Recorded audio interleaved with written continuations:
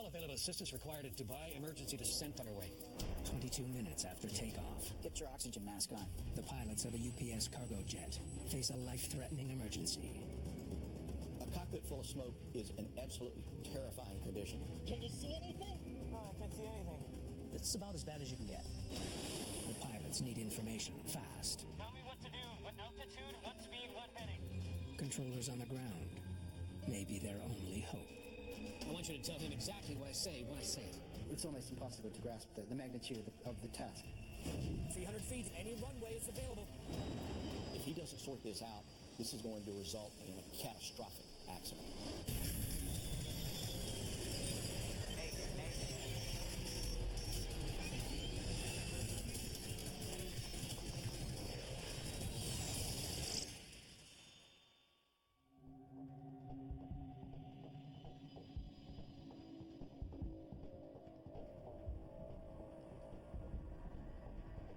Evening settles over the desert city of Dubai. The world's tallest building shimmers in the twilight. In the sky above, a 747 cargo jet climbs out from Dubai International Airport. Autopilot, engaged. After a routine takeoff, the crew of UPS-6 can now let the autopilot take over most of the flying and settle in for a long night. You'll never get tired of that view. First Officer Matthew Bell is piloting the plane. He's a former U.S. Marine who's been with UPS for 4 years. Nice flying, by the way. Got a good touch on the controls. Captain Doug Lampy is also a seasoned pro. He's been with UPS for 15 years and logged more than 4,000 hours on the 747. Both of them were said to be very skilled aviators, very experienced. The massive cargo hold of the 747 is filled with 103,000 kilograms of freight bound for Germany. The 3,000-mile journey will take the plane northwest from the United Arab Emirates, past Bahrain and the Middle East, before crossing Europe to land in Cologne. Dubai is one of the major cargo hubs in the Middle East, in fact, in the world. A lot of cargo moves at night. So oftentimes when we're asleep, we have over our heads thousands upon thousands of cargo flights moving the freight and being delivered the next day. As the 747 climbs, it passes into Bahrain's airspace, and the captain tunes his radio to contact a new controller there. Bahrain, UPS-6 climbing to flight level 320. That'll be fine, UPS-6. This is Bahrain, and you are in radar contact. Radar contact now for UPS-6, thank you. Richard Phillips will now handle the plane. It's busy airspace. There's a lot of frequency changes. There's a lot of different air traffic controllers you talk to while traversing this airspace. 21 minutes after takeoff, the plane has climbed to 31,000 feet.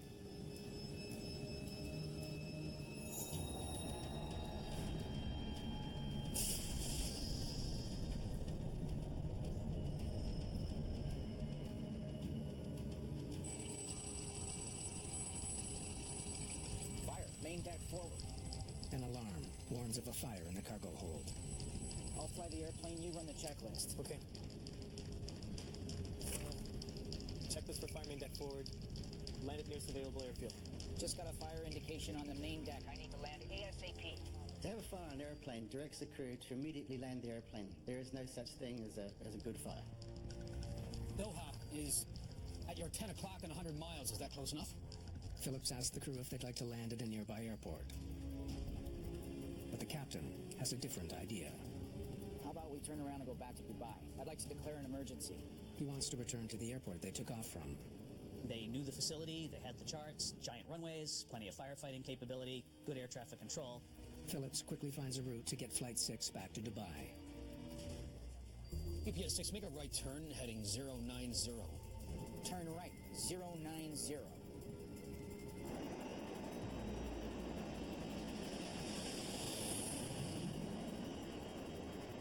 It will take 25 minutes to fly the 330 kilometers back to Dubai International.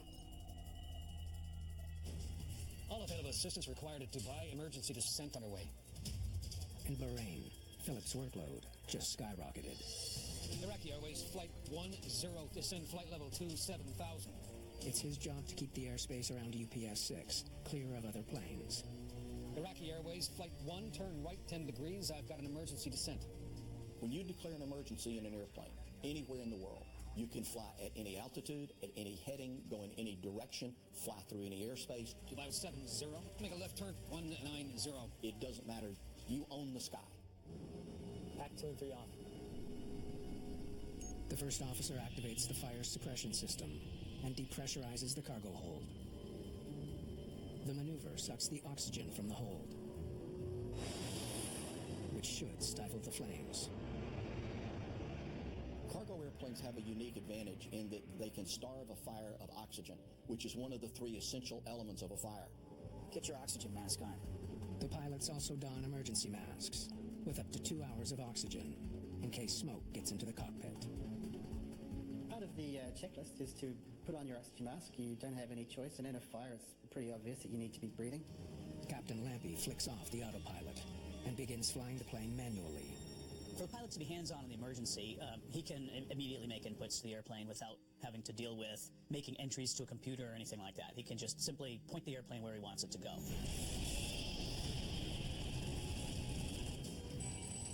Another warning light goes off. The fire is spreading. It's a nightmare scenario. The crew now has fire alarms in several different areas of the cargo hold. The fire suppression system isn't working, and the flames are spreading fast.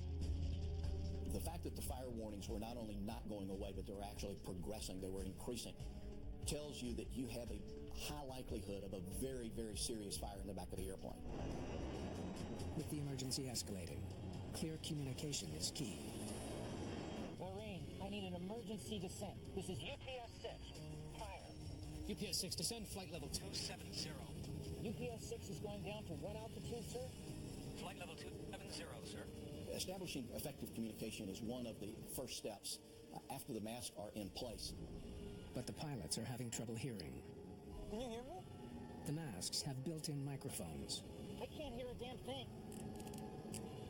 In the midst of the emergency, the crew needs to adjust the setting to make them work. It can take some time because the correct selection for the microphone and the mask has to be made, the overhead speakers have to be turned on, the volume has to be turned up. The downside of that is that no additional parts of the checklist are accomplished until the crew communication is established. Lorraine, do you read UPS-6? UPS-6, go ahead, sir. Just as the communication problem is solved, a new, much bigger one drifts in. Smoke. A cockpit full of smoke is an absolutely terrifying condition. You're doing everything you can to vent smoke out of the airplane, yet it continues to get worse. God, it's getting hot in here. The captain starts to feel heat. He knows the fire is right underneath him. I need a descent down to 10,000 feet right away, sir. UPS-6, descend and maintain 10,000. Your discretion. A terrifying situation is about to get worse. As soon as he starts to pitch the airplane down, there's no control of the elevators. Find out what the hell is going on. I've barely got control of the airplane. That's very disconcerting because losing the normal actions of a primary flight control can have catastrophic effects. The crew of UPS-6 is still 22 minutes from Dubai International Airport. I've got no control of the airplane. What? I have no pitch control of the airplane. Pitch control, that's nose up, nose down of the airplane. It's critical to airspeed, and as he gets close to the runway, critical to being able to land. The captain knows if he can re-engage the autopilot, it might be able to steady the plane. Very quickly and prudently, he decides something's not right. Let's go back to the automation. But the smoke is blinding. Can you see anything? No, I can't see anything. Terrifying would be an understatement, and it would require a lot of discipline to maintain the ability to fly the airplane. The captain gropes through the smoke and finds the autopilot control.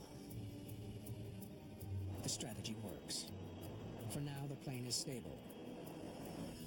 But navigating back to the airport with smoke obscuring the controls will still be an enormous challenge. UPS 6, proceed direct to Dubai when you're able. With UPS 6 about to fly out of his airspace, Phillips gets on the phone to controllers in the United Arab Emirates to make sure Dubai Airport is ready for the incoming plane. UPS 6 is reporting a cargo fire and has declared an emergency.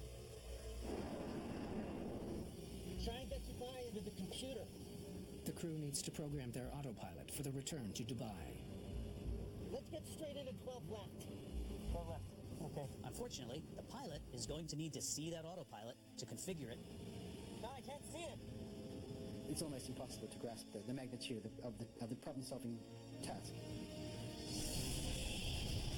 If they can get close enough to the runway and maintain the correct speed, a high-tech guidance system at the airport might help get the plane to the ground. The Instrument Landing System, or ILS, sends out radio signals from the end of the runway. It can guide the plane down both vertically and horizontally from about 12 miles out. The autopilot in the 747 is pretty sophisticated. It could pick up that instrument landing system signal and automatically fly the airplane and bring it all the way, basically to the threshold of the runway. But first, Bell has to dial in the right frequency for the ILS signal from runway 12 left. Somehow, through the smoke, he does it. UPS 6 is now less than 20 minutes from the runway. Okay, UPS 6 is straight into 12 left, sir. Straight into 12 left. All planes, stand by. Other flights are rerouted to clear the way for UPS 6. Everyone is waiting for the Mammoth 747 to land. Give me a heading if you can. I can't see. Okay, stand by. The crew needs Phillips to finish guiding them to the runway. Abu Dhabi, stand by. He has to work fast. They're almost off his radar screen. Most of the time, pilots can at least see their instruments. In this case, the controller needed to be helping them in something very, very basic. Airspeed, altitude, and heading. I need that heading. It's getting really hot in here. Just when the crew needs him most, We'll get right back to you with that, sir. That clipboard, please. Phillips loses radar contact. Thank you. UPS 6 has flown beyond the range of Bahrain's radar. Emirates, this is Bahrain Area Control. I need your readouts for UPS 6. They're off my radar. Since he can no longer see UPS 6, Phillips asked the controllers in Abu Dhabi to track the plane on their radar and send him updates. Heading 106. UPS 6, heading is 106. UPS 6, heading 106, if you're able. Moments later, the pilots face their worst crisis yet.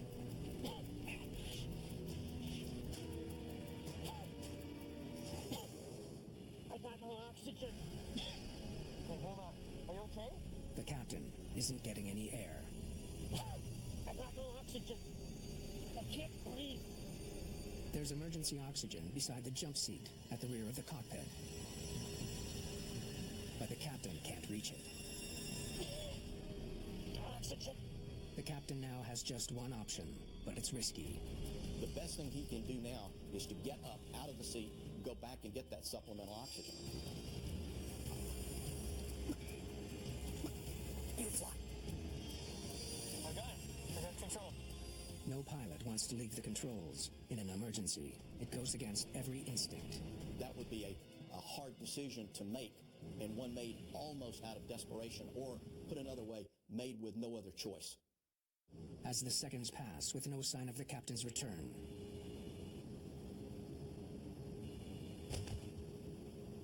First Officer Bell faces a terrifying reality.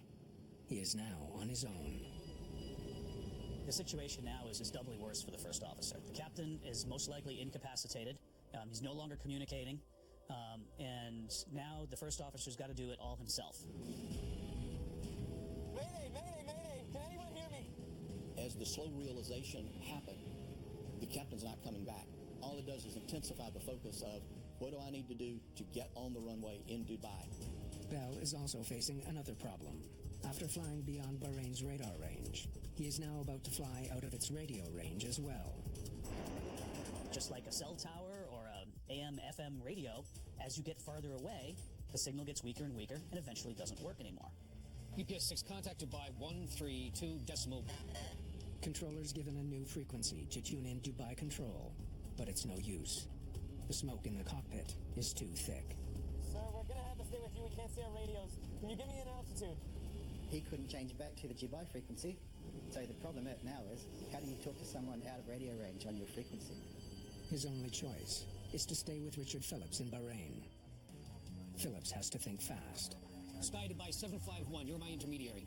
Sky Dubai 751, roger. And a quick piece of thinking, the controller said, I'm going to use relays to communicate with the airplane which is flying out of my radio range. He recruits a plane that's flying within radio range of both Bahrain Control and UPS-6.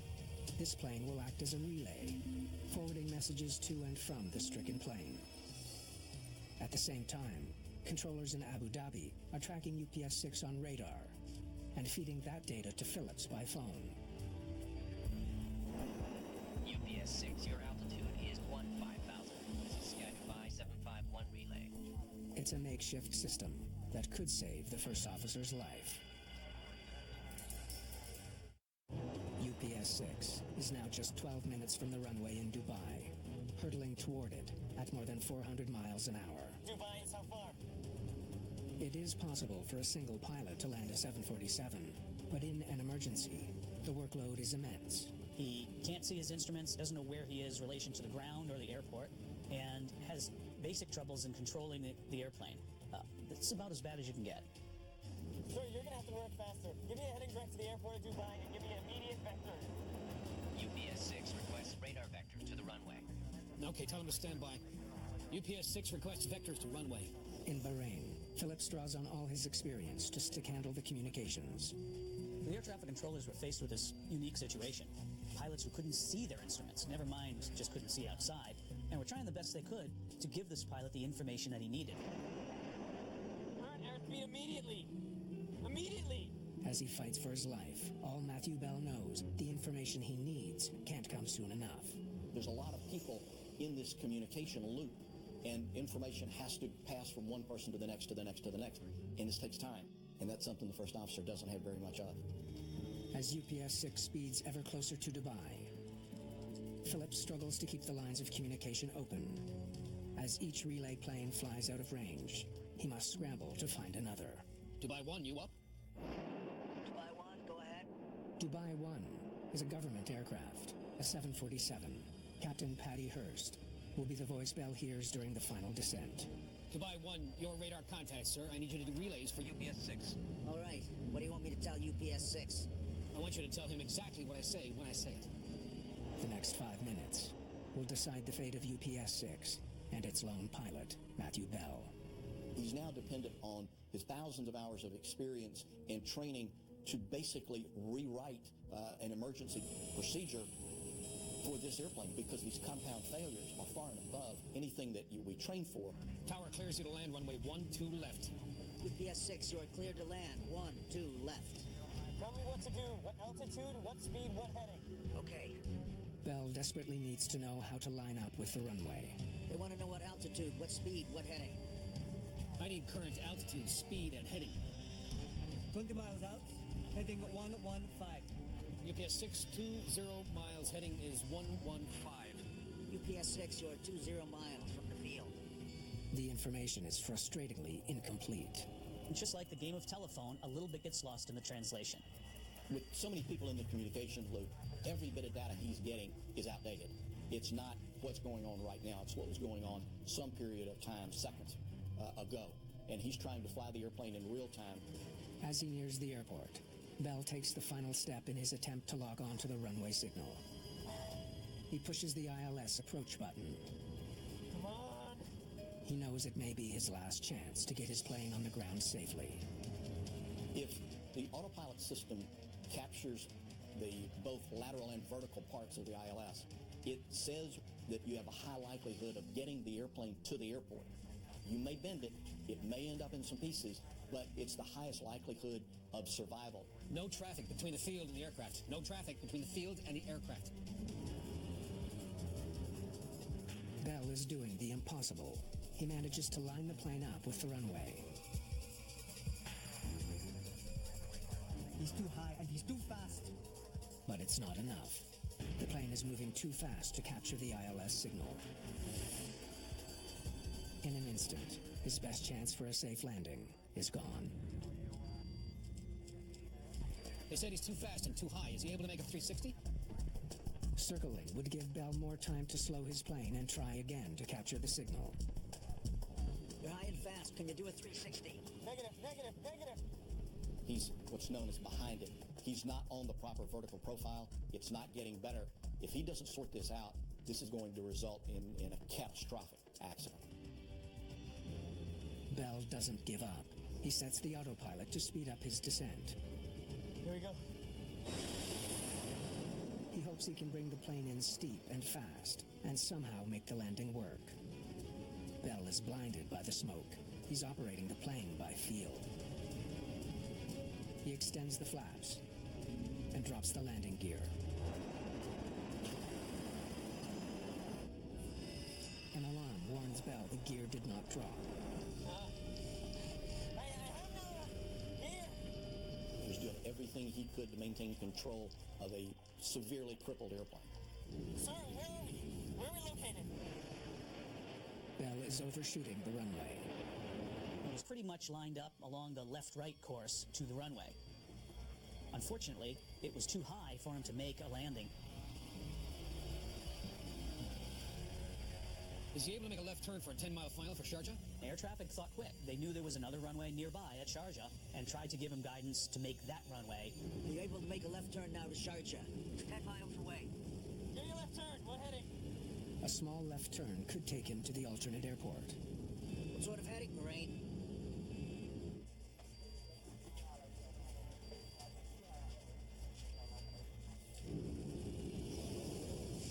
Hurry up. What heading?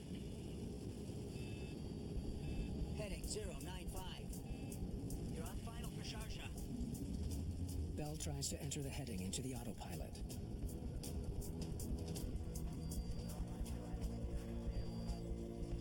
He's made a right turn. A right turn.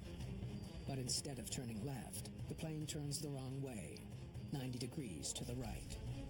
Unfortunately, one digit was wrong, 195. And instead of turning left towards Sharjah, the airplane turned right, away from Dubai and Sharjah.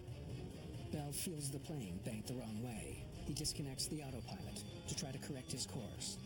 But he still has no manual pitch control. The nose of the plane drops.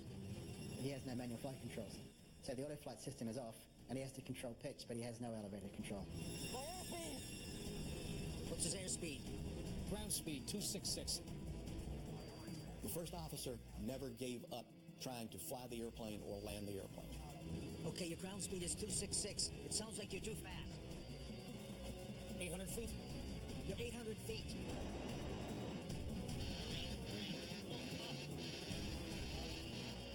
Feet. Any runway is available. Any runway available, UPS 6. If able, climb immediately. Climb immediately! UPS 6, climb immediately.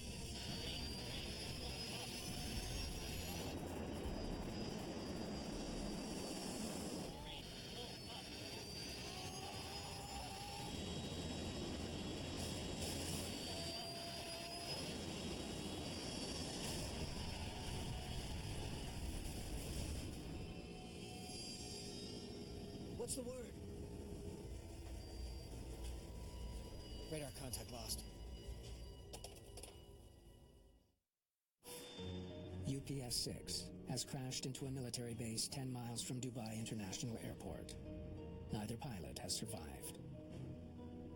First Officer Matthew Bell, who fought to the final seconds, leaves behind a wife and a 4-year-old daughter. Captain Douglas Lampy was also married, with 4 children. It's one of Dubai's worst ever aviation disasters. And for the first time, the man in charge of the investigation is a UAE national, the Director of Air Accident Investigation, Khalid Al-Raisi. I remember it was a Friday evening on the month of Ramadan, and shortly after we got the call.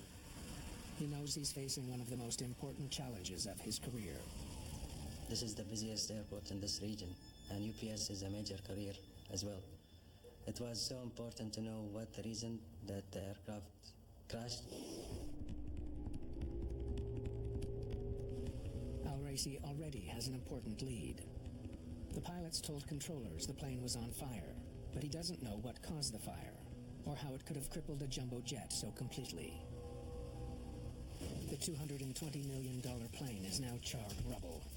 The unrecognizable remains spread over a wreckage site almost the size of 6 football fields.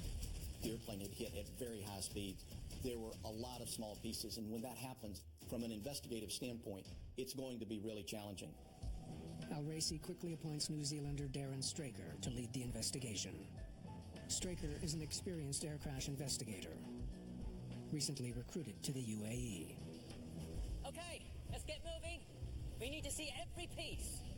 First question is, what was on fire? How did it get on board? Why didn't the aircraft fire suppression system handle it? And how did this 747 drop out of the sky in the middle of a large city? Since the 747 is American-built, well, what do you need? Al-Raisi also calls in investigators from the U.S. National Transportation Safety Board. We knew right away from the air traffic communications they had this catastrophic fire and all these other side effects in the airplane. We needed to find out how could this happen. The 747 is one of the most popular planes in the sky. The newly formed team needs answers fast. I want you to search the entire grid, inch by inch. The first step is to recover as much debris as possible. We call it eating the elephant. Where do you start? One bite at a time. First things to look for were the flight recorders, the CVR and FDR. The cockpit voice recorder is found almost immediately. It should have captured everything the pilot said in the cockpit. But there's no sign of the flight data recorder, and the heat of the desert is making a difficult search even more challenging. We needed to find the data recorder. So we just resorted to searching square by square. We made 10-meter square sections, and we just progressed in a linear fashion from the beginning of the debris field.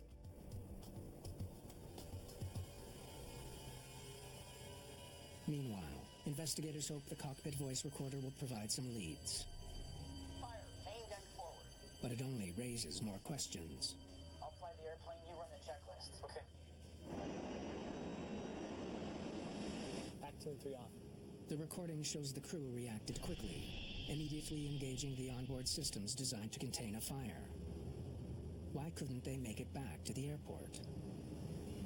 Those systems should prevent this from happening, but they didn't. I've got no oxygen. I can't breathe. The thing that stood out for me was the speed of the onset of the problems they faced. How does a fire get so out of control, uncontained, that the airplane is rendered almost unflyable and the crew is put at risk? 3 days in, the search for the second recorder pays off. To find the flight data recorder after a pretty serious search, it's a relief. It's a relief because you have information you need to solve the problem. And our problems were becoming more apparent, but we didn't have any answers.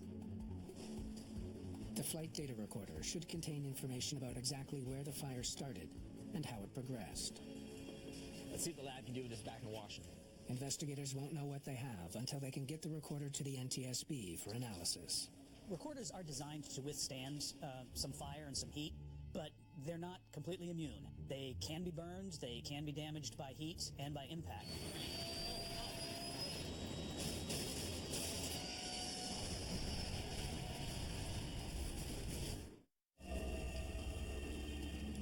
Beyond the outer edge of the wreckage field, investigators make an unexpected find.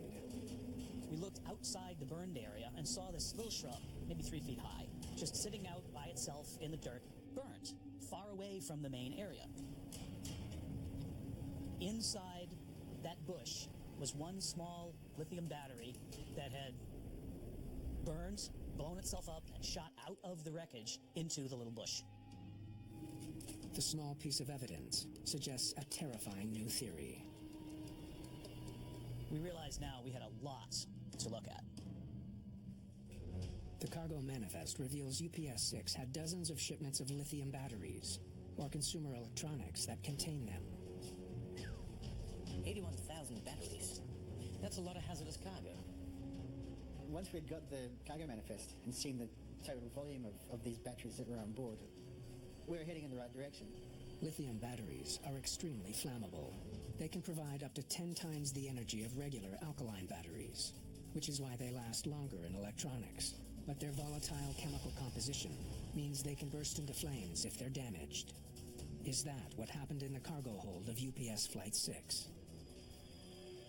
Joseph Panayiotou is a fire and explosive expert for the NTSB. There's been instances where they're trying to load a pallet of cargo which contains a lot of batteries and it catches on fire at the airport before getting onto the airplane. So we're aware that that is a possibility. You can't automatically conclude that that's what it is, but it's one of the prime suspects. Demand for lithium batteries has never been higher. Several billion are manufactured and shipped around the world every year. Lithium batteries are on everything that we do. They're in our cars, they're in our homes, they're in every airplane we get on. They are everywhere. At a testing facility in the United States, Straker runs lab tests to explore just how flammable lithium batteries can be. The results are astonishing. When they heat a single box containing 100 batteries, it quickly ignites, sending up flames that reach temperatures of 1100 degrees Celsius. We're completely surprised at how a small AA-sized lithium battery would overheat and then vent and practically just explode into a problem which you couldn't contain. The black box flight data has been downloaded. Investigators study each parameter, trying to reconstruct how the plane broke down over time. We could see numerous systems failing, things dropping offline. We could start tracing back as things were failing, lining them up physically with the airplane. The next step is to map the failures and use them to trace the path of the fire. The data paints a vivid picture of an intense fire that burned through the cargo hold at a critical location. All the failures are right here, behind the cockpit. If you are familiar with the 747, you know it has that very distinctive hump up in the front. The cockpit is part of that hump, and the cargo deck is underneath there. A lot of the cabling, the control cables, electrical cabling and everything, ran through this one common area just at the aft part of that hump, right above the part of that cargo compartment where we saw the first fire alarms. So what was in the containers beneath those systems? Bingo. Lithium batteries. Right underneath the critical failure points in the airplane, we found some shipments in there of some pretty large batteries, a lot of energy, packed in a very dense place. That was a big moment to figure that out. We had the solution to the issue of where the failures originated and how they originated. In the crowded cargo deck, the flames soon spread to the other containers, many of which also contained batteries. We've seen in fire tests that sometimes they become projectiles, flaming projectiles, and they can spread a fire that way and make it even worse. Fire, main deck forward. By the time the crew gets a warning, the fire is already burning too intensely for the suppression system to put it out. The manual flight control system is in the direct path of the fire. Luckily, the autopilot system is not. It can still send electrical signals directly to the servos that operate the plane's controls.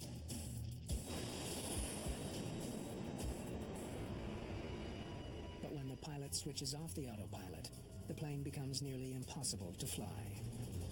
I have no pitch control of the airplane. Fire quickly destroys more systems, including the captain's oxygen supply and the landing gear controls. I have no gear. Straker believes the tragedy would have been even worse, if not for the final actions of the first officer. 300 feet, any runway is available. At the last moment, in a plane he could barely control, If able, climb immediately. Climb immediately! he manages to narrowly avoid a suburb of Dubai. At the very end, there are some control movements that go in, which if he hadn't made them 2 seconds beforehand, they would have collided with that residential area. He knew what was in front of him, and he also knew from the ground proximity warning system that the time was running out.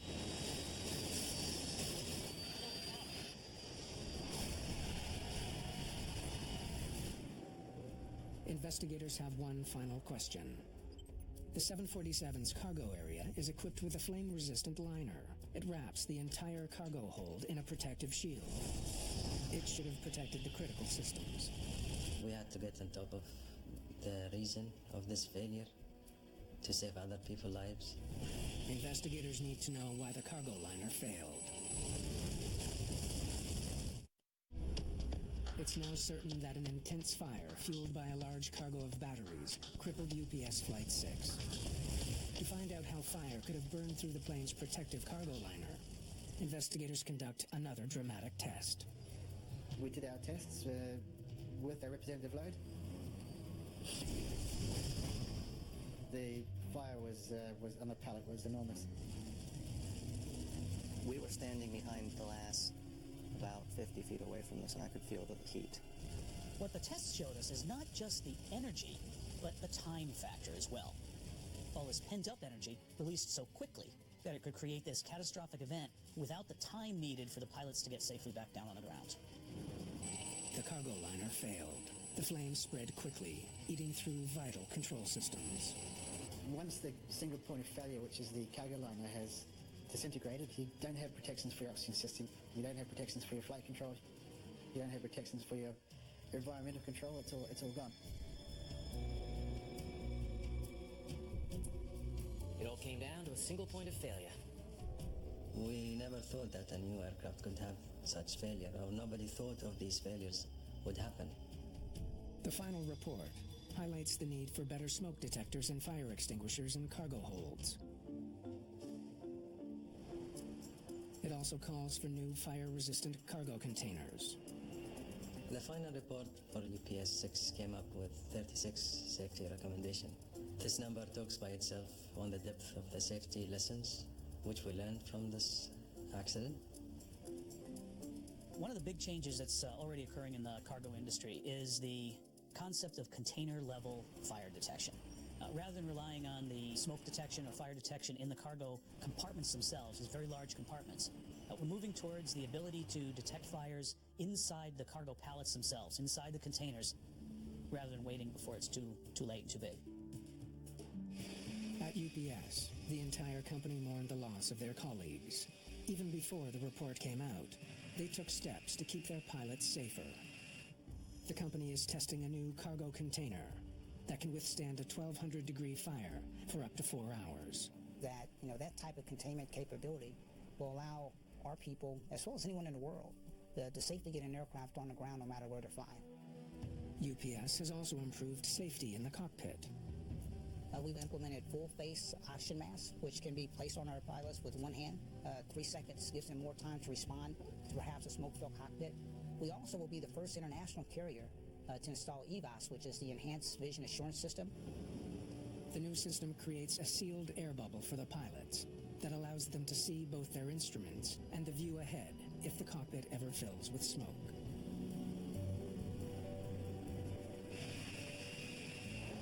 The industry has taken on board what's in the report. They're addressing the risk clearly.